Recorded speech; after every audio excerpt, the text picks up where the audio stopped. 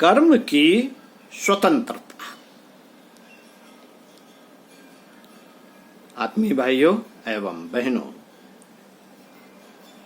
आपको पढ़कर सुनाता हूं कर्म की स्वतंत्रता। समस्त योनियों में से केवल मनुष्य योनि ही ऐसी है जिसमें मनुष्य कर्म करने के लिए पूर्ण स्वतंत्र है। ईश्वर की ओर से मन, बुद्धि, चित्त, अहंकार आदि इसलिए प्रदान किए गए हैं कि वह प्रत्येक कार्य को मानवता की कसौटी पर कसे और बुद्धि से तौलकर मन से मनन करके इंद्रियों द्वारा पूरा करे। मनुष्य का यह अधिकार जन्म सिद्ध है। यदि वह अपने इस अधिकार का सदुपयोग नहीं करता तो वह केवल अपना कुछ खोता ही नहीं बल्कि ईश्वरीय आज्ञा की अवहेलना करने के कारण पाप का भागी बनता है। कर्म करना मनुष्य का अधिकार है, परंतु इसके विपरीत कर्म को छोड़ देने में वह स्वतंत्र नहीं है। किसी प्रकार भी कोई प्राणी कर्म किए बिना नहीं रह सकता।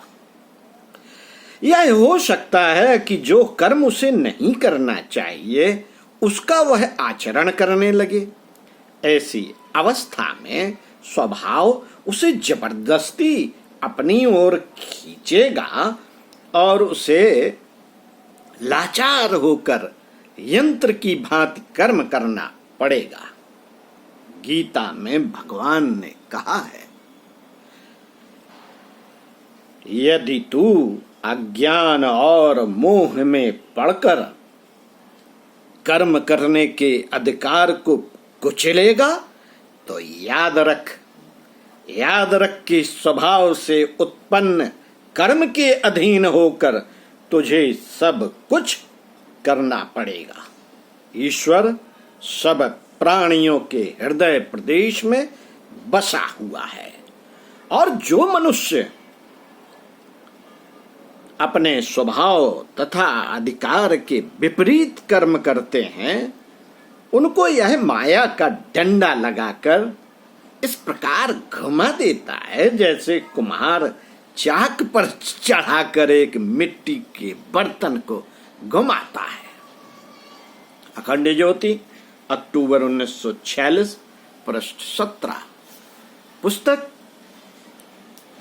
युग ऋषि के सानिध्य में युग ऋषि के चिंतन, भाग 1।